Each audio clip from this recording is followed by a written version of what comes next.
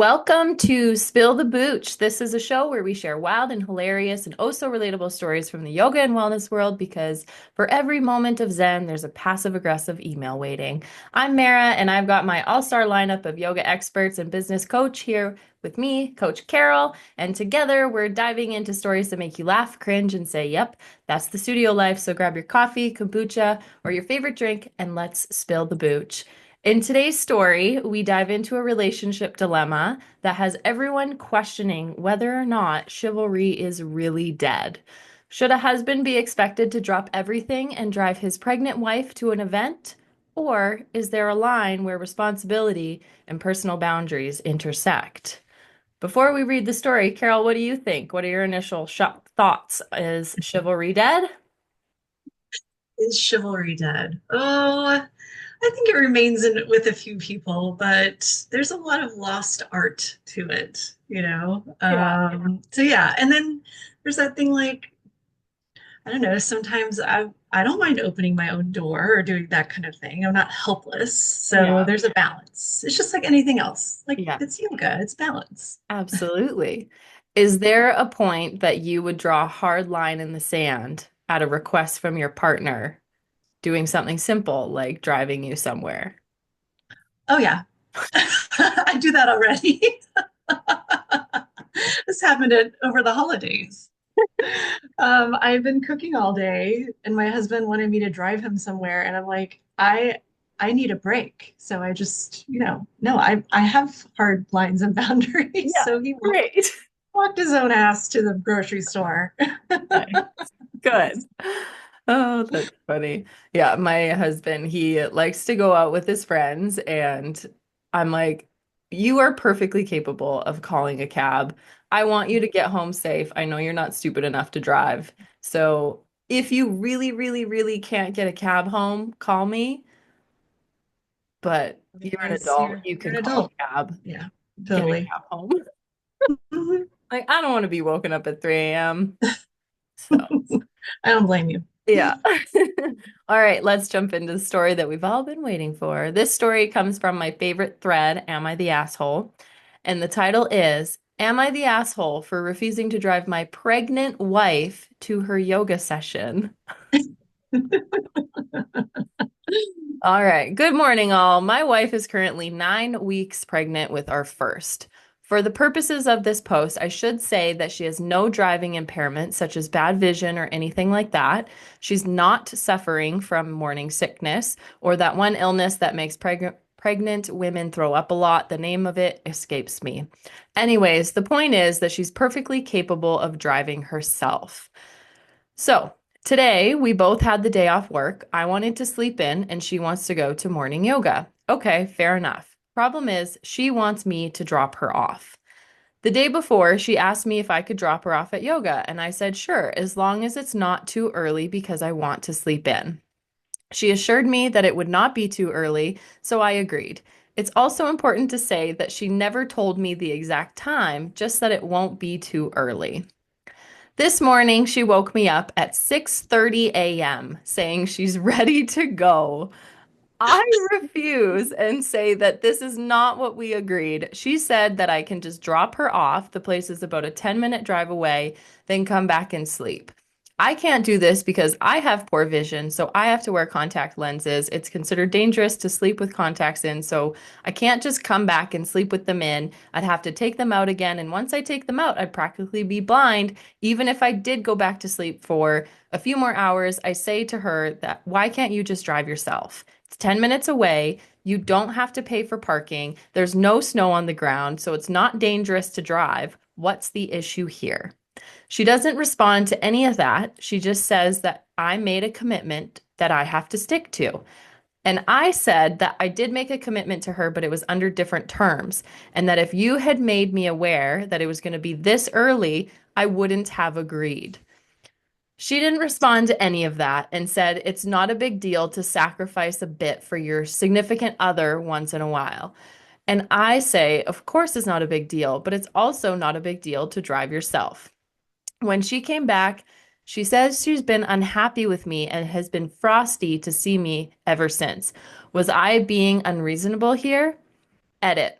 Just to clear up some of the confusion, she's 9 weeks pregnant, not 9 months. Some people have asked what time we usually get up, and we're both up for work around 7:30 to 8. So it's like earlier than they normally get up. And she also, as far as I can see or tell, does not have any anxiety about driving. She's never brought that up to me before she's never indicated that. So what do you think? I think she's going to be a really difficult person the longer this pregnancy goes along. Yeah, I don't think he's being unreasonable at all. I mean, especially finding out that your typical wake up time on a regular day is like 7:38 and she's getting you up earlier than that. Like, That's a you know, criminal. I think, yeah, when Straight to he had jail. expressed that exactly, like this is your day off, he already expressed that he wanted to sleep in, and then like I think there was like specific withholding of information during Oh, the yeah. night before, saying like it won't be too early, Yeah. and then here she goes, waking him up at 6:30 in the morning, like. Yeah. I'm on the side of the poster actually in this one. Yeah. Pregnant Yeah, or not, like, yeah, yeah. no, that's a hard no for me. Oh man. Yeah. Like he's learned his lesson that now he's always going to ask, what Mhm. time do you actually mean? Mhm. So valuable lessons have been learned here. Yeah, just to say clarity and communication make a big difference. So Absolutely. that's the learned lesson here. Yeah. I think it's pretty obvious this guy was deemed not the asshole. So, as a studio or past studio owner and a coach, we all have to set boundaries. So, what did this story bring up to you in terms of setting boundaries or boundary setting in a business and personal life? Well, again, like we were just saying, like, you know, what do you mean by early? I need the exact time. Yeah. Let's be clear about that. The coaches, we've talked a lot about wait lists and do people get in late? Like what's the timing on that? And if you have a policy and you have clear communication, then everyone knows where we stand, right? On both sides of the thing. And I think that's where this story leads us to is like, as long as everyone's clear, then there's no question. And, we would have avoided a lot of strife and confusion Yeah. if there had been clear times set and if that had been clearly communicated. So I think that's the Yeah. lesson here. Yeah, I agree. Yeah, clear communicating is generally the solve for a lot of problems. 100%. Yeah. And sticking to it, like I'm taking a little bit more into like the studio mode, but when you have clear boundaries or set expectations, but then some people let it slide and some people don't, that also creates, tension in the business. So it's just something to be aware of. If you're going to set a policy, you got to stick to it like Yeah. 99.9% of the time. There are always Yeah. little exceptions here and there, but Yeah, yeah. totally. That's a great point. So, how do we know when we're being self-protective versus just straight up selfish? Where's the line, and how do you navigate that with clients or team members in a studio setting? Ooh, that's a really good question. I think maybe if you can look at the situation from both sides and say, like, see the other person's point, Yeah. yet like still say like where was my role in this and how could I do better? Maybe that's a little more like self-protection versus like, well, I'm right. That's a more selfish way to Yeah. go, into that situation, I think. Yeah. Maybe it's a really great question. I need to Oh, thank like you. think about that. Yeah, I think that it really has to do with where it's coming from. If you're setting this boundary or even just straight up saying no and just disagreeing or not agreeing to do something, and someone's challenging you on that, taking a step back and not being defensive about it and just thinking like, okay, well, where is this actually coming from? And also like too, when you explain where it's coming from. And this is like a big part of in the studio, like when you're trying to get your team on board with something, like explaining the why behind something instead of just that we're doing this and this and this and this. Like it's a Mhm. lot easier to get on board with something when you understand the why behind it. And I feel like when you're setting boundaries, that part of it is really important. And like I've experienced this in my personal life where it helps to understand the why and where something's coming from because then you can have empathy for it or you can have more understanding around it. And that I find that's really helpful when you're defining that line. It's like, am I just doing this because I just am lazy and I don't want to? Or Yeah. is this like genuinely coming from a place where Yeah. it matters to me? I totally understand where you're coming from. And I think there's a flip side of that coin where some people use that, I'm coming from this place as an excuse Yeah. sometimes for behavior. And that's a really tough place. It's like you can totally, from my perspective, like understand why you're behaving in that way and where it's coming from. Yeah. But then I still need to set boundaries to say, like, is Oh, that okay for me or not? You know? yeah, So it's absolutely. a really challenging, it can be challenging to navigate that kind of stuff Yeah, sometimes. Sure. totally. All Yeah. right. Well, let's take a step back and check out some of the comments. This story itself got, I think, like 4,000 votes on it. So lots of comments, lots of votes. This first comment was the top performing comment. It had 3,000 upvotes. Pregnancy is not a get out of jail free card for bad behavior. You can't expect someone to bend to your every whim just because you're growing a tiny human inside of you. I get that it's a big deal, but so is their autonomy. Grow up and learn to communicate. I can only imagine the stress of managing hormones, pregnancy, and a partner who's not stepping up. But at some point, you gotta learn to ask for help without the guilt trip. Maybe the husband just wasn't feeling it that day, and that's okay too, within reason. Very true. Mhm. Y'all ever try doing downward dog while angry? It's pretty impossible. Sometimes you just need to stretch it out and take a step back before you argue about driving 20 miles.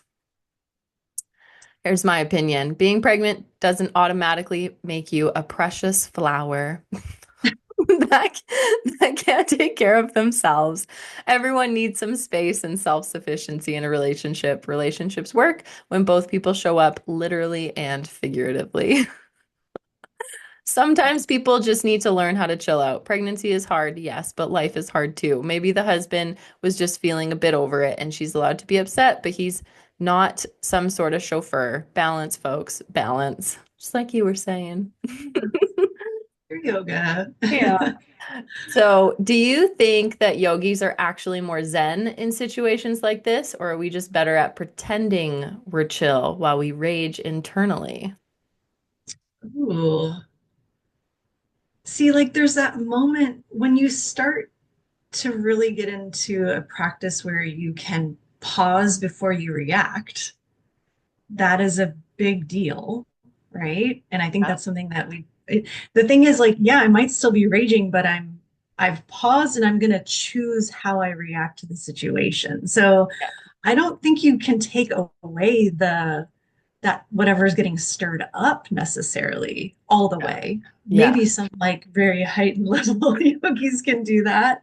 And again, you do want to get to that point where it's like you can still keep your calm breathing and everything. But yeah, I think I don't know if they're hiding it so much as it is like, no, I'm practicing that pause Yeah. and choosing the next thing. And that's okay too, you Yeah. know. So I don't know if I'm even answering the question. I kind of forgot where we were going here. Are The yogis Zen? biggie. Oh my Yeah. God. Like it's clear a lot of times when you're working at a studio that the students coming in are not, and they really need you. So keep doing what you're doing because I remember this one time where I think two of our students were at a stop sign, a four-way stop, and one of them went and the other one didn't Gosh. think that was right. Like they didn't, they stopped first and they both came in and they were pissed at each other. Oh no. It was so awkward. And we're like, you guys just go do your yoga Yeah. and then Just set your come up. mats up on opposite sides of the room. So, I mean, we're trying to provide that space for people to chill out a little bit. And Yeah. yeah, so they come in a lot heightened and hot. Yeah. Uh, so they need it.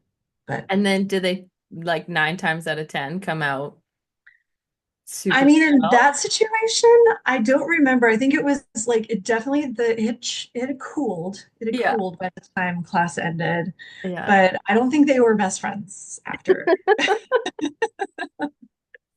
That stop sign rules.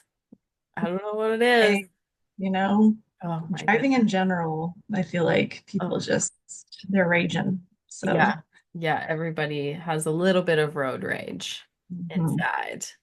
Yeah. That's actually something that we would bring up in teaching yoga classes. We're like, like when you can learn to breathe in stressful situations, like in a hot yoga class, you're kind of like learning to breathe, and even though it's intense, you're there, whatever, and you can take in the breath in through your nose, out through your nose, just relax. So then the next time somebody cuts you off in traffic, instead of flipping them the bird, you would like Savasana, like I'm going to use my breathing techniques and just Everything is fine. everything's Everything's good. I fine. saw you cut me off. We're fine. We're fine. Yeah, yoga You gotta get to teaches you breathe. life lessons that are really important, and you don't realize it until you're actually like doing the thing and you're like, Hmm. that's different. That's Yeah. because of my yoga class. Like I've heard that so many times that people have that like aha moment or that light bulb moment of like their practice is really impacting them. And traffic has always been one of the things that comes up. And Hmm. like less stress at work, obviously, sleeping better. And then the other one that I've heard a lot is that they can like pick up their kids or like pick up something that they dropped without being in pain. And that's like Yeah. such a small detail, but like that means so much to them. Yeah. That's a huge plus to your lifestyle, Yeah. positive impact. Hmm. Yeah. Yeah. It's great whenever that kind of kicks in and they can recognize how their yoga is impacting their daily life outside of the yoga room. So, Yeah. yeah. Yeah, absolutely. So, speaking of outrageous requests and students, has a student or team member ever expected something wild from you outside of your job description as a studio owner? Like, hey, can you drive me to the airport after class? I'm sure they have, but like specific things are escaping me right now. Um, oh, I don't know. I can't think of anything in particular. But yeah, you just have this sometimes where you're like, are you kidding me? You're actually asking me this? Like, this is not my job. So Yeah. the answer is no. So again, protecting your boundaries, Yeah, staying in your lane. exactly. Boundaries are always important to have. All right, we're going to play a super fun rapid fire game called Yogi or Nope. I'm going to name a ridiculous request, and you say whether it's something a yoga student has actually asked you to do or not. Okay. Or we can play and say, would you do it? Yes or no. What's that? Let's do Okay. would you do it? Okay. All right. Ready? Hmm. Can you watch my dog while I'm in class? Well, this is a gray zone because at my home studio, I think I've mentioned before, is that we do sometimes have dogs behind the front desk because we have somebody who works there who's always fostering puppies, rescue dogs and puppies. So like it wouldn't be completely outside of the realm of possibility. And Yeah. we have had a couple of people that are like, yeah, I'm going to bring my dog in and so and so is going to watch them behind the desk. So, yes, yes, for I would our studio, 100% yes. say yes. I know you would. Yeah. Will you bless my crystals? Oh, that's not my thing, but I know somebody that can do it for you. There you go. Delegate. Can I Venmo you in kombucha? No. No, my landlord will accept kombucha Yeah. as even. Can I sage the studio before my class? My ex came to the last one. Oh, no, no. If we start letting that door open, there's going to be a lot of people, needing some kind of, Cleansing. special, yes, exactly. Yeah. I can't do downward dog if Mercury is in retrograde. Can we sub in chair pose instead?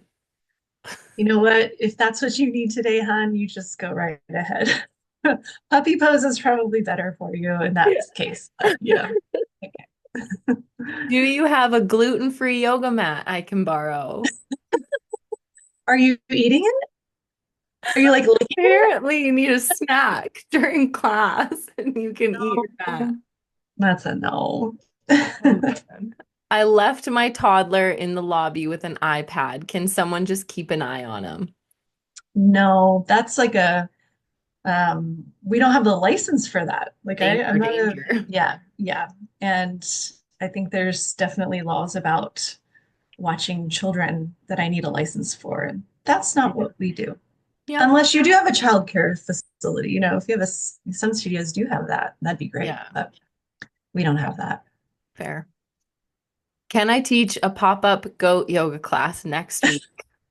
I have connections. Well, you're taking us back to last week's discussion. No, no, no. No. It's hard. No. Do you guys validate parking and emotional breakdowns? I validate parking and emotional breakdowns. I'll Yeah. validate your feelings. All your feelings are valid. Um, but we're here for you. And you should take more yoga. I think Yeah, that'll do help with more that yoga. emotional. Yeah, yeah. Yeah. Is there a chakra-friendly playlist you require us to use? I only vibe in 432 hertz. You'll have to take that up with the specific yoga teacher. No, I don't know. That's a good one. Probably no. Yeah. Again, if we open the door to everybody needing a specific type of playlist, Yeah. like that's a lot. Yeah. So You could do it would be kind of a shit show, but kind of fun, like 1 month where you do like student playlists for the classes and they have to submit it and then they get their playlist played during class. A fun I I idea. I, I would, yeah. Danger. I know that makes me very nervous. If you're running out of themes. Yeah, right. No. Oh my goodness. No, we do have we have lots of musicians at our studio, and one of our teachers will play, um, I don't know, this cello player, they're in a quartet and they'll play stuff during class, their vinyasa class, which is Well, kind of, yeah. like So she'll live, be, like she'll bring her. no, Oh, no, she's like, it's a recording, but like okay. we'll get to that point in class and the student is there and like, this is that student playing cello, so we're all like, ooh. Cool. Very cool. All right. I know this class is full, but I brought my crystal collection and they really need this. What if somebody falls on your crystals? That wouldn't be good either, for your crystals or the other student. So Oh, I'm gonna have to say no to that. You should bathe them in the moonlight, right? That's gonna energize them. yeah, I think I that's think that's the way to too. do it. I don't know. Mine just sit in the windowsill all the time. Say all the bathing. Perfect.